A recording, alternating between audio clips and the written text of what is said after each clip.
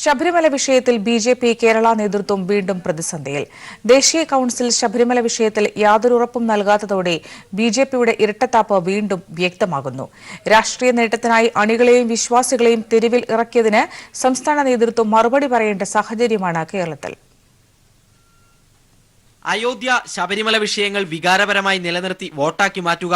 അതിലുപരിയായി ഈ വിഷയങ്ങളിൽ ബിജെപിക്ക് പ്രശ്നപരിഹാരത്തിന് യാതൊരു താൽപര്യവുമില്ല. ഇക്കാര്യം അടിവരയിടുന്നതായിരുന്നു ബിജെപി ദേശീയ കൌൺസിലിലെ രാഷ്ട്രീയ പ്രമേയം. ദേശീയ നേതൃത്വത്തിന്റെ ഈ നിലപാടോടെ പ്രതിസന്ധിയിലായിരിക്കുന്നത് കേരളത്തിലെ ബിജെപിയാണ്. വിശ്വാസികൾക്കായി നിലകൊള്ളുന്നുവെന്നും വിഷയത്തിൽ പരിഹാരമുണ്ടാക്കാമെന്നുമുള്ള വാഗ്ദാനങ്ങളായിരുന്നു കേരളത്തിൽ ബിജെപി നടത്തിയത്.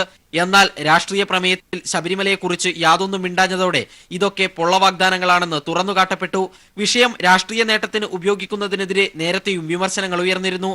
പുതിയ സംഭവത്തോടെ അണികളോട് വിശദീകരണം നൽകാൻ നേതാക്കൾ ഏറെ വിയർക്കേണ്ടി വരും. സമാനമായ സാഹചര്യമാണ് അയോധ്യ വിഷയത്തിലുമുള്ളത്. അയോധ്യ വിഷയത്തിലും യാതൊരു ഉറപ്പും നൽകാതെയായിരുന്നു ദേശീയ കൌൺസിൽ രാഷ്ട്രീയ പ്രമേയം പാസാക്കിയത്. എന്തെങ്കിലും വാഗ്ദാനങ്ങൾ മുന്നോട്ട് വെച്ചാൽ എന്തുകൊണ്ട് ഓർഡിനൻസ് കൊണ്ടുവന്നില്ല എന്നുൾപ്പെടെ ബിജെപിക്ക് പറയേണ്ടി വരും.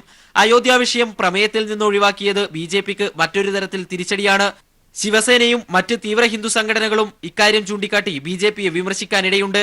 അതിനാൽ തന്നെ അയോധ്യ വിഷയം പ്രമേയത്തിൽ നിന്ന് ഒഴിവാക്കിയത് ബിജെപിക്ക് മറ്റൊരു തരത്തിൽ വലിയ തിരിച്ചടിയാകും. News bureau, Delhi. ശബരിമല യുവതീ പ്രവേശന വിഷയത്തിൽ നിലപാട് മാറ്റി കോൺഗ്രസ് അധ്യക്ഷൻ. ആചാരങ്ങൾ സംരക്ഷിക്കപ്പെടണമെന്ന വാദത്തിൽ കഴമ്പുണ്ടെന്ന് രാഹുൽ ഗാന്ധി. ദുബായിൽ മാധ്യമപ്രവർത്തകരോട് സംസാരിക്കുകയായിരുന്നു രാഹുൽ ഗാന്ധി. ഭരണഘടനാ സ്ഥാപനങ്ങളെ ഓരോന്നായി തകർക്കുകയാണ് മോദി സർക്കാർ ചെയ്യുന്നതെന്നും രാഹുൽ ഗാന്ധി പറഞ്ഞു. ദുബായ് ബ്യൂറോയുടെ റിപ്പോർട്ട് കാണാം.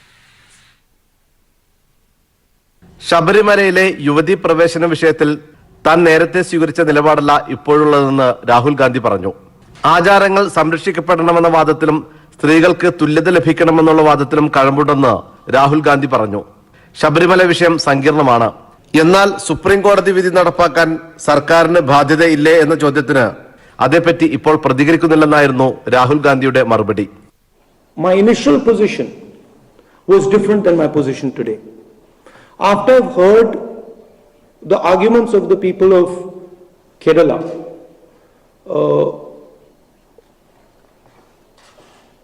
I can see validity in both arguments. I can see validity in the argument that tradition needs to be protected, and I can see validity in the argument that women should have equal rights. So I'm actually I wouldn't be able to tell you give you an open and shut position on this. And it is actually after I spoke to the people of Kerala, the PCC and the team in Kerala, that they explained to me the details of it, where I said, okay, actually this is much more complicated, and both sides have a valid position. I think I leave it to the people of Kerala to decide. That's what I told my unit over there, that look, we leave it to you. You have to decide what the will of the people of Kerala is. കേരളത്തിലെ കോൺഗ്രസ് നേതാക്കളുടെയും ജനങ്ങളുടെയും അഭിപ്രായം കേട്ടതിൽ നിന്നാണ് കാര്യങ്ങൾ വ്യക്തമായതെന്നും ശബരിമല വിഷയത്തിലെ തന്റെ മുൻ നിലപാട് മാറ്റിയതെന്നും രാഹുൽ ഗാന്ധി പറഞ്ഞു. T Jamaluddin, Dubai. ശബരിമല വിഷയത്തിൽ സംഘപരിവാർ അനുകൂല പ്രസ്താവനയുമായി കോൺഗ്രസ് നേതാവ് എ കെ ആന്റണി. സുപ്രീം കോടതി ശബരിമല കേസിൽ പുറപ്പെടുവിച്ച വിധിന്യായം തെറ്റാണെന്ന് എ കെ ആന്റണി തിരുവനന്തപുരത്ത് പറഞ്ഞു. ശബരിമല യുവതീ പ്രവേശന വിധിയെ സ്വാഗതം ചെയ്ത കോൺഗ്രസ് അധ്യക്ഷൻ രാഹുൽ ഗാന്ധിയുടെ നിലപാടിന് വിരുദ്ധമായ നിലപാടാണ് വിഷയത്തിൽ എ കെ ആന്റണി സ്വീകരിച്ചത്. കോടതി വിധി പുനഃപരിശോധിക്കാനിരിക്കെയാണ് സംഘപരിവാർ നിലപാടുകളുടെ ന്യായീകരണമെന്ന പോൽ ആന്റണി രംഗത്ത് വന്നത്. സുപ്രീം കോടതി വിധിയെ പൂർണ്ണമായും തള്ളിയ എ കെ ആന്റണി രാജ്യത്തെ ആചാരങ്ങളെ ഒരു കൽപ്പനയിലൂടെ സുപ്രീം കോടതി ഒന്നാക്കാൻ ശ്രമിച്ചാൽ നടക്കില്ലെന്നും പറഞ്ഞു. ഇന്ത്യയിലെ ജനങ്ങൾ വ്യത്യസ്ത ആചാരങ്ങൾ, ഒന്നല്ല, പത്തല്ല, നൂറല്ല, ആയിരമല്ല, ലക്ഷക്കണക്കിന് വ്യത്യസ്തകൾ രാജ്യത്തുണ്ട്. ഈ വ്യത്യസ്തതകളെല്ലാം കൂടി ഒരു ദിവസം ഒരു കൽപ്പനയിൽ കൂടി ഒന്നാക്കാൻ തീരുമാനിച്ചാൽ നടക്കില്ല. യുവതീ പ്രവേശന വിധി ആദ്യം സ്വാഗതം ചെയ്ത കോൺഗ്രസ് ബി.ജെ.പി. സംസ്ഥാന നേതൃത്വം ഒരേ പാതയിൽ ശബരിമല വിഷയത്തിൽ നിലപാട് സ്വീകരിച്ചിരുന്നു. സംസ്ഥാന സർക്കാരിനെതിരെ ശബരിമല വിഷയം ഉയർത്തി ബി.ജെ.പിയും സംഘപരിവാർ സംഘടനകളും നടത്തിയ കലാപ നീക്കങ്ങളെ ന്യായീകരിക്കുന്നതിന് തുല്യമാണ് എ.കെ. ആന്റണി തന്റെ അഭിപ്രായത്തിലൂടെ നടത്തിയത്. യുവതീ പ്രവേശന വിഷയത്തിൽ സുപ്രീം കോടതി എടുത്തുചാട്ടമാണ് നടത്തിയതെന്ന് പറഞ്ഞ ആന്റണി സംഘപരിവാർ നേതൃത്വത്തെ പോലും ഞെട്ടിച്ച് സുപ്രീം കോടതി നടപടി അപക്വമാണെന്നും പറഞ്ഞു. എന്റെ അഭിപ്രായത്തിൽ ശബരിമല പ്രശ്നത്തിൽ സുപ്രീം കോടതിക്കും എടുത്തിയാട്ടമായി പോയതാണ് എന്റെ അഭിപ്രായം. കുറച്ചുകൂടി പക്വമായി കൈകാര്യതായിരുന്നു. ദേശീയ തലത്തിൽ കോൺഗ്രസ് ബി.ജെ.പിയെയും ആർ.എസ്.എസിന്റെയും വർഗീയതയ്ക്കെതിരെ പോരാടുമ്പോഴാണ് സംഘപരിവാറിനെ വെള്ളപൂശി എ.കെ. ആന്റണി സംഘപരിവാർ സമാന നിലപാട് തുറന്നു പറഞ്ഞത്. News bureau, Thiruvananthapuram. മകരവിളക്കിനൊരുങ്ങി സന്നിധാനം. വിളക്ക് കാണാൻ ആയിരങ്ങൾ സന്നിധാനത്തും പരിസരത്തും പർണശാല കെട്ടി കാത്തിരിക്കുന്നു. സന്നിധാനത്തെത്തുന്ന എല്ലാ ഭക്തർക്കും വേണ്ട ഒരുക്കങ്ങൾ പൂർത്തിയായതായി ദേവസ്വം ബോർഡ് അറിയിച്ചു.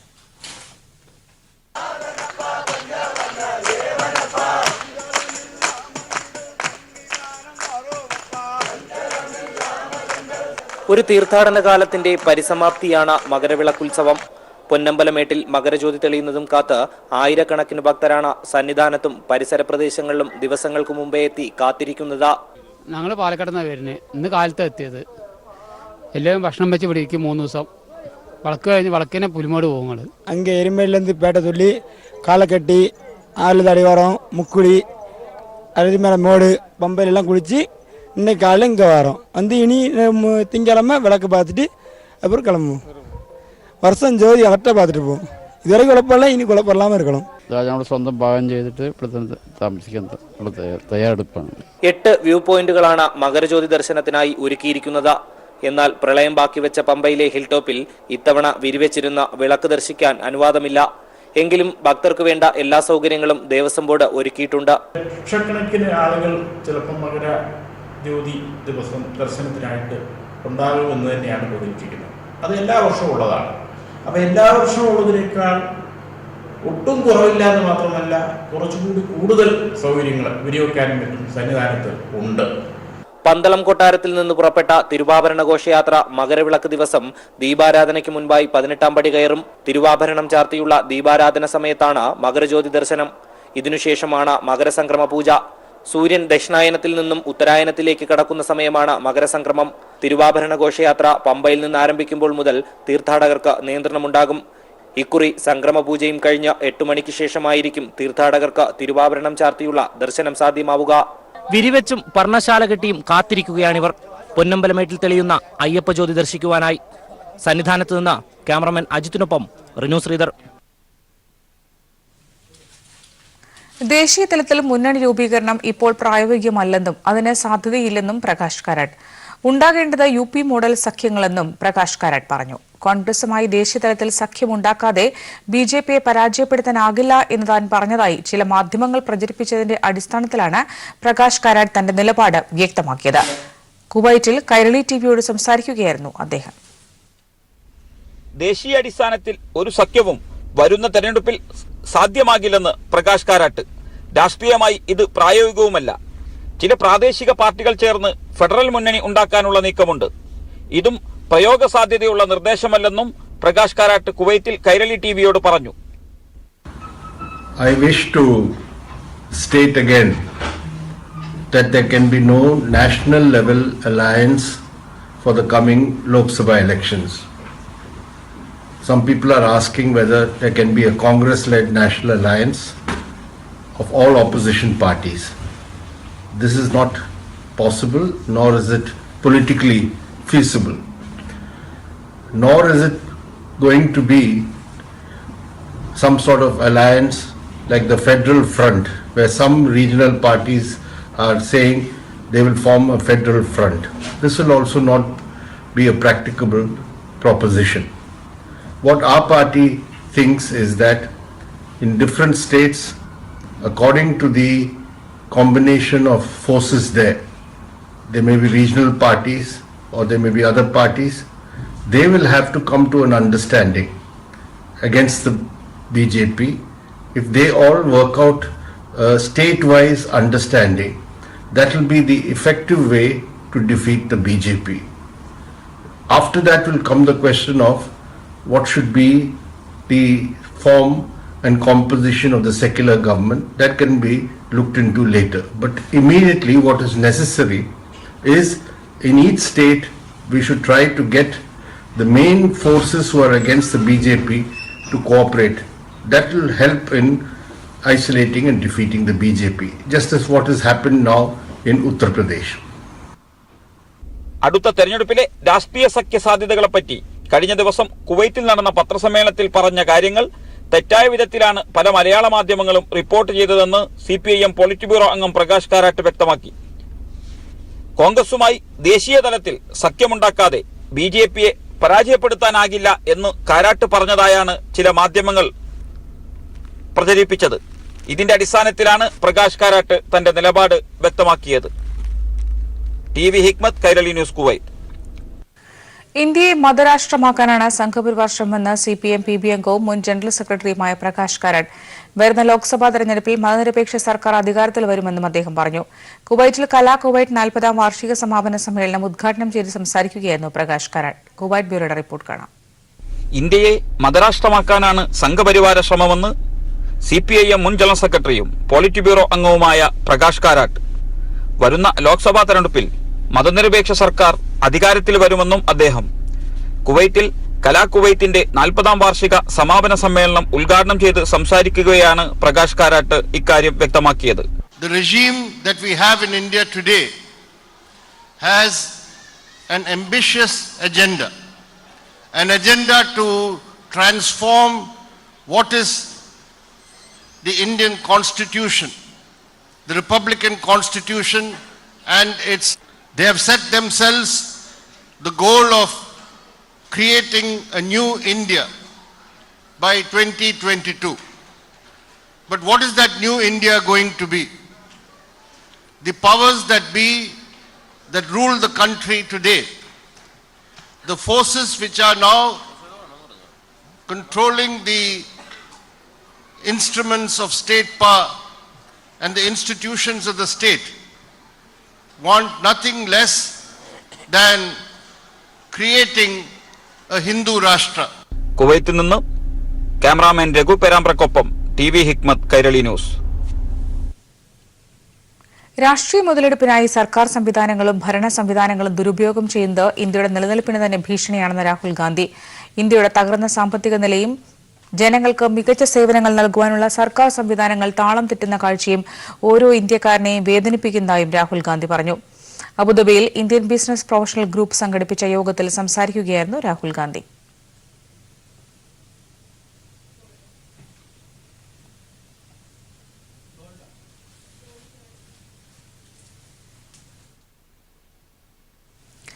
സ്വർണ്ണ പണയ സ്ഥാപനങ്ങൾ കേന്ദ്രീകരിച്ച് തട്ടിപ്പുകൾ വ്യാപകം. അംഗീകൃത സ്വർണ്ണ വ്യാപാരികളുടെ ആഭരണങ്ങളുടെ മാതൃകയിൽ മറ്റ് ലോഹങ്ങളിൽ പണിതാണ് തട്ടിപ്പുകൾ. തട്ടിപ്പിന് പിന്നിൽ വൻ സംഘം. കുട്ടനാട്ടിലെ ചില പണമിടപാട് കേന്ദ്രങ്ങളിലാണ് കഴിഞ്ഞ ഡിസംബറിൽ തട്ടിപ്പുകൾ നടന്നത്. ഒറ്റപ്പെട്ട സ്ഥലങ്ങളിലുള്ള സ്ഥാപനങ്ങളിലെത്തി സമീപ പ്രദേശങ്ങളിലെ മേൽവിലാസം നൽകിയാണ് തട്ടിപ്പുകൾ നടത്തുന്നത്. അത് ഈ 916 സീലും കടയുടെ സീലും ഒക്കെ ഉണ്ടായിരുന്നതുകൊണ്ട് ഇരുന്ന പെണ്ണ് കൂടുതലായിട്ടൊന്നും നോക്കിയില്ല. അപ്പോൾ അടുത്ത പ്രദേശമായത്, അപ്പോൾ ഞങ്ങളുടെയൊക്കെ ഒരു നാട്ടിൻ പ്രദേശമാണല്ലോ. ഇപ്പോൾ നാട്ടിൻ പ്രദേശമായതുകൊണ്ട് അങ്ങനെ ID പ്രൂഫോ അല്ലെങ്കിൽ വേറെ ഒന്നും മേടിക്കുന്ന അങ്ങനെയല്ല, എല്ലാം അറിയാവുന്ന ആൾക്കാർക്ക് ആണെന്നുള്ള രീതിക്ക് അങ്ങ് എടുത്തതാണ്.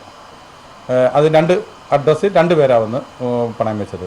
സ്ഥിരമായിട്ട് നമുക്ക് ഗോൾഡ് കൈകാര്യം ചെയ്യുന്നവർക്കെ പെട്ടെന്ന് ഇത് വരച്ച് നോക്കാതെയോ അല്ലെങ്കിൽ ഇത് ആസിഡ് ചെയ്തോ ഒക്കെ അല്ലാതെ അറിയാനൊക്കത്തില്ല.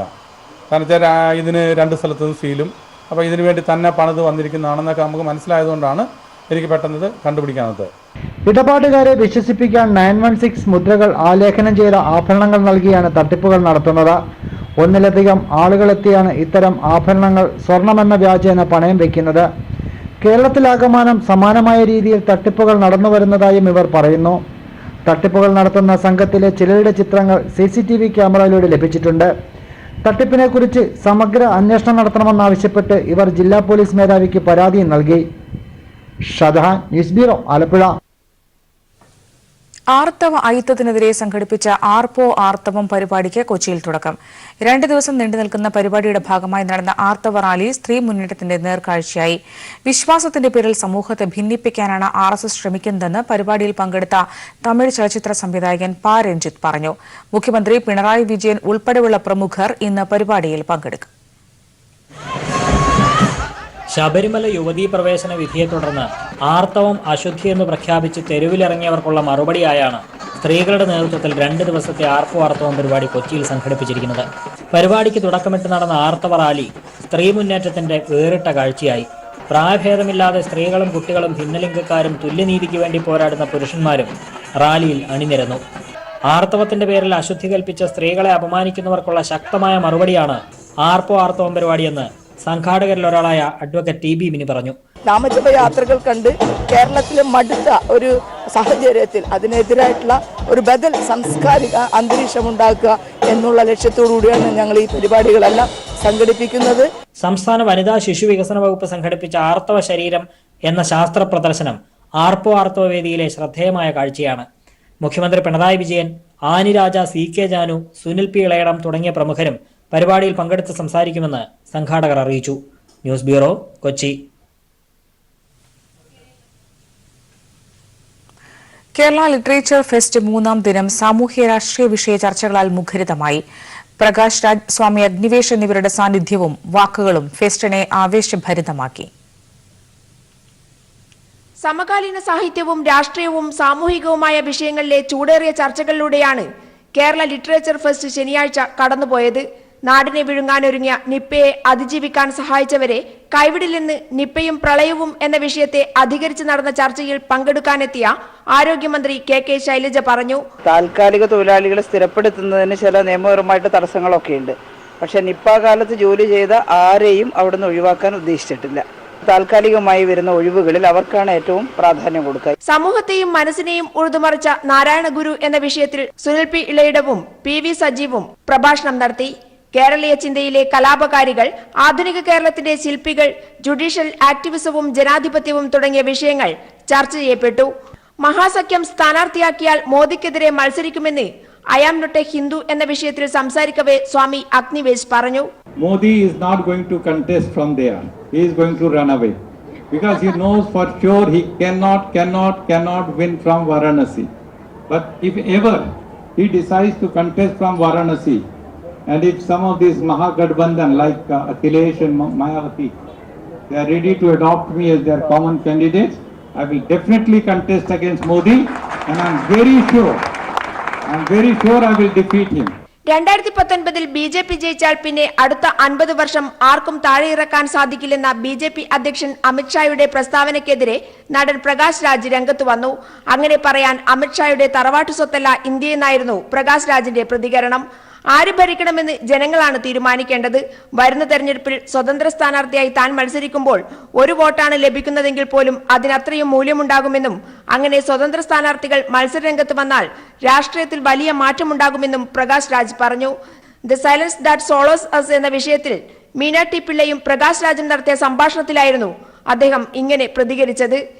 ഇന്ന് കേരളീയ ചിന്ത, സിലബസിലെ രാഷ്ട്രീയം എന്ന വിഷയത്തെ അധികരിച്ച് CJ ജോർജ്, TV മധു, ഷംസാദ് ഹുസൈൻ, അജിത് MS, ദിലീപ് രാജ് തുടങ്ങിയവർ സംസാരിക്കും. തൃക്കോട്ടൂർ, വയലാർ, തക്ഷൻകുന്ന് ദേശം ഭാവനയാകുമ്പോൾ എന്ന വിഷയവും, വധശിക്ഷ, നീതിയും നിയമവും, പാർശ്വവൽകൃത സമൂഹവും, നത്തിങ് മോർ ടു ലോസ്, കേരളീയ ചിന്തയിലെ കലാപകാരികൾ തുടങ്ങി ആധുനിക സമൂഹം നേരിടുന്ന വിഷയങ്ങളെല്ലാം ഇന്ന് ചർച്ച ചെയ്യപ്പെടും. News bureau, Kozhikode.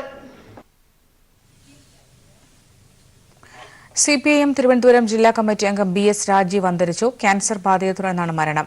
തിരുവനന്തപുരത്തെ സ്വകാര്യ ആശുപത്രിയിലായിരുന്നു അന്ത്യം. 63 വയസ്സായിരുന്നു. CPIMന്റെ വഞ്ചിയൂർ പേരൂർക്കട ഏരിയ സെക്രട്ടറിയായി പ്രവർത്തിച്ചിട്ടുണ്ട്. കേരള സർവകലാശാല സിൻഡിക്കേറ്റ് അംഗമായിരുന്നു.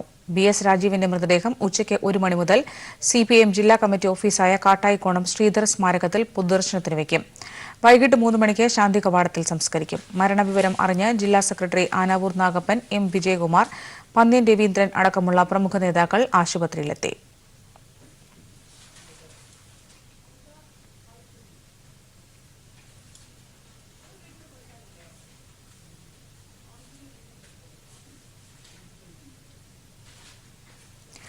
കേരളത്തിലെ ആരോഗ്യരംഗത്തെ നേട്ടങ്ങളിൽ ആയുർവേദത്തിന് മുഖ്യ പങ്കുണ്ടെന്ന് മുഖ്യമന്ത്രി പിണറായി വിജയൻ. ആയുർവേദ രംഗത്ത് ഗവേഷണ പദ്ധതികൾക്ക് സർക്കാർ രൂപം നൽകുന്നുണ്ടെന്നും അദ്ദേഹം പറഞ്ഞു. തൃശൂരിൽ Kerala institute of sports Ayurveda and research സെന്ററും ഔഷധി പഞ്ചകർമ്മ ആശുപത്രി ആൻഡ് റിസർച്ച് ഇൻസ്റ്റിറ്റ്യൂട്ടും ഉദ്ഘാടനം നിർവഹിച്ച് സംസാരിക്കുകയായിരുന്നു മുഖ്യമന്ത്രി. വിപുലവും വ്യത്യസ്തവുമാണ് ആയുർവേദ ചികിത്സാ ശാഖ. ശാസ്ത്ര കുതുകികൾക്ക് ഉത്തരം കിട്ടാൻ പ്രയാസം കാണുന്ന കാര്യങ്ങൾ ഈ ചികിത്സാ രീതിയിലുണ്ട്. നമ്മൾ പഠിച്ചതോ അറിഞ്ഞതോ ആണ് സത്യമെന്ന ധാരണ ശരിയല്ല. ആയുർവേദമെന്ന ചികിത്സാ ശാസ്ത്രം നല്ല രീതിയിൽ നാം ഉപയോഗിക്കേണ്ടതും ഭാവി തലമുറക്ക് കൈമാറേണ്ടതുമാണ്. പക്ഷെ നമ്മുടെ ഒരു രീതി കൂടുതൽ പഠിക്കുക എന്ന നിലയിലേക്ക് മാറേണ്ടതായിട്ടുണ്ട്.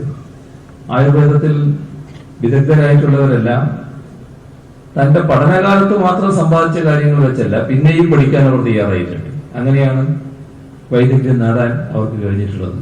അത് വളരെ പ്രധാനമാണ് എന്നത് കാണേണ്ടതായിട്ടുണ്ട്. സർട്ടിഫിക്കറ്റ് ഇല്ലാത്തവരെല്ലാം അയോഗ്യരാണെന്ന ധാരണ പൊതുവെയുണ്ട്. എന്നാൽ ആയുർവേദ ചികിത്സാ ശാഖയിൽ ഇത് ശരിയല്ല. അറിവുകൾ സ്വീകരിക്കാനും അറിയാനുമുള്ള ത്വര എല്ലാവർക്കും ഉണ്ടാവണം. നാടിന്റെ തനതായ ശീലമാണ് ആയുർവേദം. പഞ്ചകർമ്മം ഒഴിച്ചിൽ ചികിത്സാ മേഖലയിലെ അവിദഗ്ധരുടെ ഇടപെടൽ ഈ മേഖലയ്ക്ക് അപജയമുണ്ടാക്കും. മുഖ്യമന്ത്രി പിണറായി വിജയൻ പറഞ്ഞു. മന്ത്രി കെ ശൈലജ അധ്യക്ഷത വഹിച്ചു. മന്ത്രിമാരായ AC Moideen, VS Sunil Kumar, Oushadhi chairman KR Viswambharan, mayor Ajitha Vijayan തുടങ്ങിയവർ സംസാരിച്ചു. News bureau, Thrissur.